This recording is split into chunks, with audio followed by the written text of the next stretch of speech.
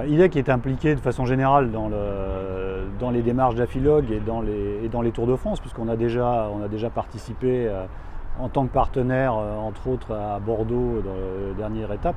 Mais cette fois, Orléans avait une connotation particulière pour nous, puisque la région Centre est le berceau d'IDEC. IDEC est né à Blois, a toujours toutes ces équipes qui sont basées à Blois. Donc Blois, Orléans, à l'échelle de l'économie aujourd'hui, c'est la région Centre. Et donc pour nous, ça reste notre base de départ et un territoire dans lequel on a toujours cru, dans lequel on croit. On vient d'ailleurs d'y installer très récemment une très belle opération pour OCP, le répartiteur pharmaceutique, un bâtiment de 50 000 m² qui est justement entièrement automatisé.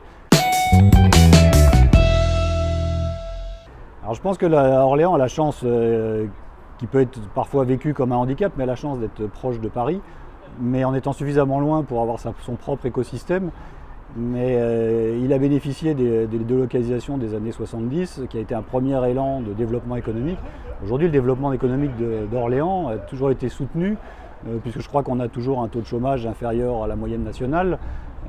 Et on a eu des collectivités qui ont cru très tôt à la logistique, comme le pôle 45, je crois, qui a dû être créé dans les années 60 ou 70 et qui est devenu aujourd'hui une plateforme majeure de la province, puisqu'on a à la fois la capacité à desservir l'Île-de-France et en même temps l'implantation dans un bassin économique important, donc qui a créé un regroupement de logisticiens, un regroupement de transporteurs et sans doute, et c'est pas indifférent, beaucoup de chargeurs, puisque c'est aussi un département industriel.